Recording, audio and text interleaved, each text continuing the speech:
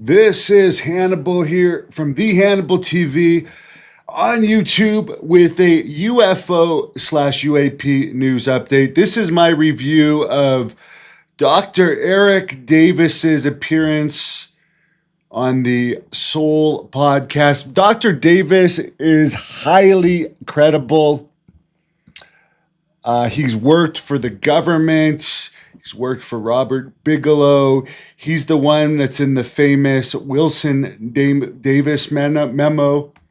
And this is by far the most detailed interview I've ever seen him give. I hope they bring him to testify in front of Congress and have him sign a waiver, because he is by far the most credible. He has nothing to sell. He just wants to get the truth out there, and not necessarily all the truth, but he's had direct firsthand experience working with UFO technology that has been retrieved. He's talked to a lot of people behind the scenes. And I'm going to go into some of the stuff that he discussed in this interview. Basically, he says the government has had knowledge about UAP since at least World War II. The nuclear program is not a secret, he says. Obviously, the details of it is, and he doesn't see why the UAP program can be known like the nuke program, because I guess one of the reasons why they don't go through with disclosure is because it's scary. He thinks overall it's a malevolent thing, and it's scary to have knowledge that there's various types of visitors out there, at least 4 that are visiting us, and there's nothing we can really do about it, and we don't really know what their intentions are. So he's just basically saying, if we can have the knowledge that China could blow us up at any moment, or there can be mutually agreed upon destruction where everyone's just going to blow everyone up, then we should be able to handle, without the world going crazy, that there are UAPs out there. I personally think that it's the UAPs that don't want to be disclosed. He describes himself as, and this guy is a genius, by the way, but basically a pro-ufologist paid for by big money people, paid for by government programs to study UAP at a professional level. He says that we know that the government knows the phenomenon is real. He says we don't know the motivation. There is classified military evidence as well as civilian evidence that has been scientifically analyzed that also confirms this. The sum total is it's been a negative interaction with the human race overall. He says it has malevolent tendencies, such as what happened in Brazil, where hundreds of people were injured. There's the abduction issues. There's military aircraft that have been taken down. There's people that have been burnt and had cancer and so forth. They've interfered with military training. So overall, according to him, he thinks it's been a bad interaction. He said they interfered with the USS Nimitz with the Tic Tac incident there. They interfered with the USS Roosevelt. I believe that's a ship, with interference there. There's been close-range warship incidents with UAPs and U.S. military warships in the ocean. And here's another big example that he gives. They've shut off missiles. They've shut off our ability to turn on nuclear missiles in both Russia and the U.S., which could have led to catastrophic incidents had one or the other side known that the other's missile capabilities were turned off.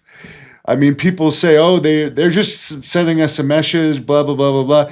The bottom line is we couldn't activate nuclear missiles for a period of time due to these things, which is really scary. He says he hasn't seen any evidence where there's been positive contact, where they're actually trying to teach us something legitimately. He's seen no legitimate evidence of that. There's no open exchange of information.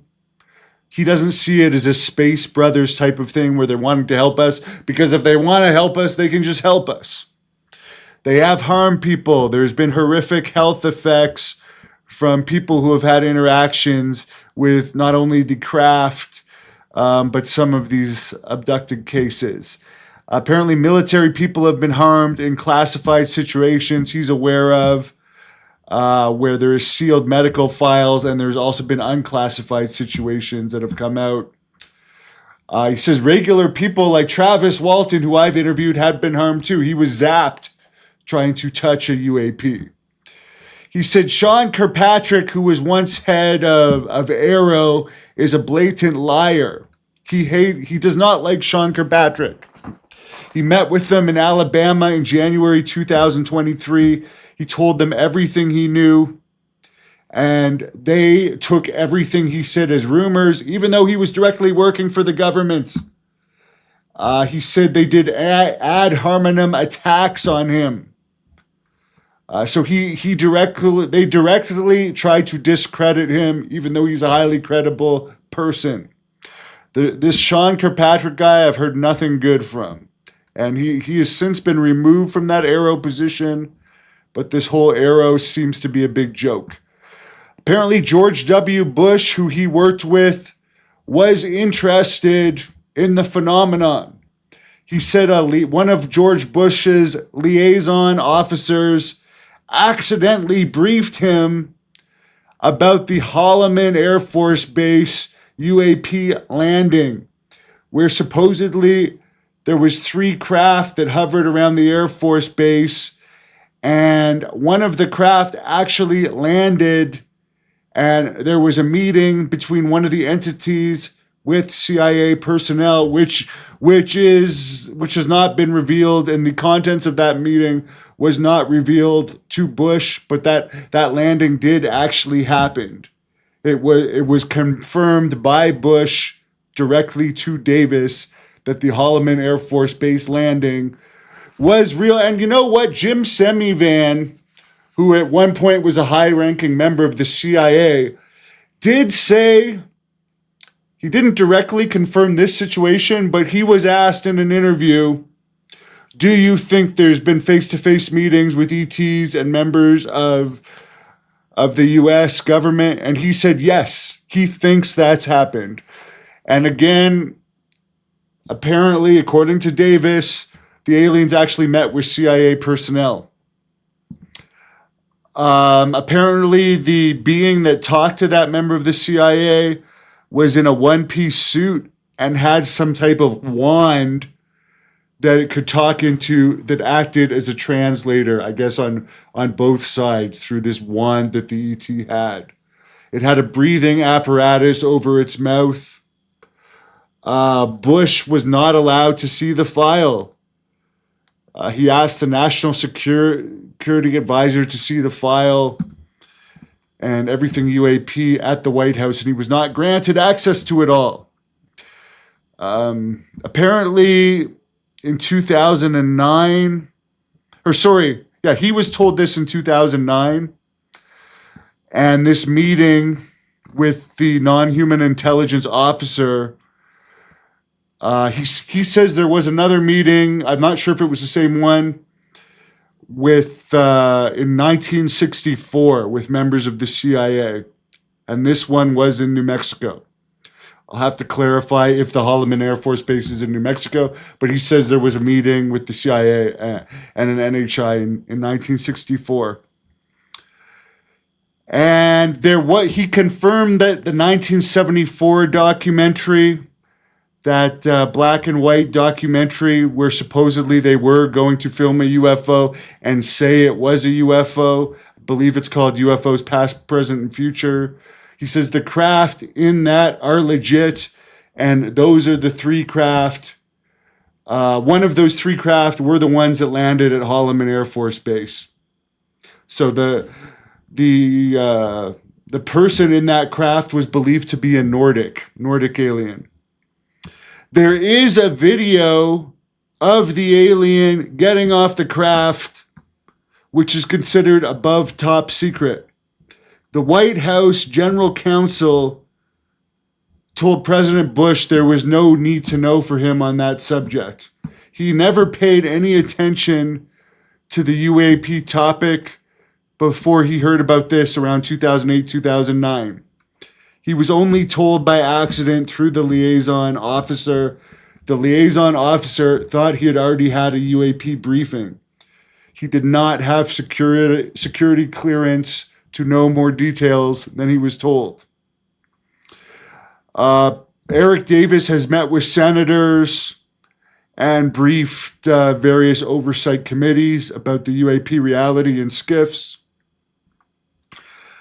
He says, in his belief, that UAPs and NHI have been interacting with humanity since the beginning of humanity.